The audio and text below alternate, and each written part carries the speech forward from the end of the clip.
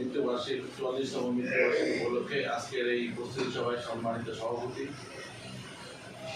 4 নম্বর টিয়ার জয়দা ইউনিয়নের সাবেক সংগ্রামী আহ্বায়ক আনোয়ার খান, এখানে আরও উপস্থিত আছেন আমাদের প্রিয় নেতা, এই এলাকার সন্তান রূপসা উপজেলা রূপসা দারোগা দেগুলিয়া নেতা, দক্ষিণবঙ্গের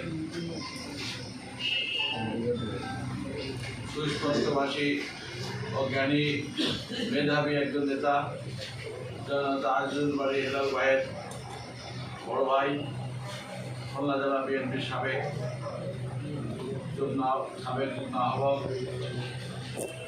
মোস্তফাউল বাড়ি লাবলু ভাই, এখানে আরও উপস্থিত আছেন জেলা বিএনপির সিনিয়র যুগ্ম আহ্বায়ক বাবুল বিকাশ মিত্র, এখানে আরও উপস্থিত আছেন খুলনা জেলা বিএনপির অন্যতম সদস্য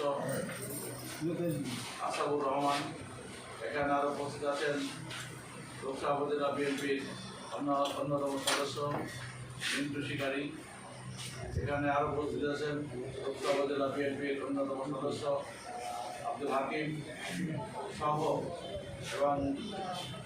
অনেক নেতৃবৃন্দ এখানে উপস্থিত আছেন। বিএনপি ও অঙ্গ সংগঠনের সহযোগী অঙ্গ সংগঠনের নেতৃবৃন্দ সবাইকে আসসালামু আলাইকুম। আমরা এখানে সমবেত হয়েছি কি জন্য?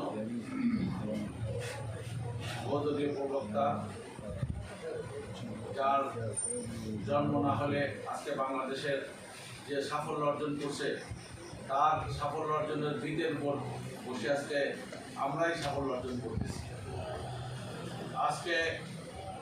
আজকে যার নাম সৌদি আরবে জিয়াটির নামে পরিচিত, যিনি একসময় সৌদি আরবে নিম গাছ লাগিয়েছিলেন, সৌদি আরবে সেই নিম গাছটা জিয়াটির নামে পরিচিত।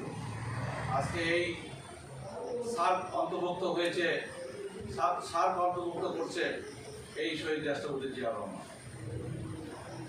আজকে তার নাম বললে সারাদিন বললেও হয়তো আলোচনা শেষ হবে না। আমরা চাই সবাই রাগ কোনো গ্রুপিং নাই,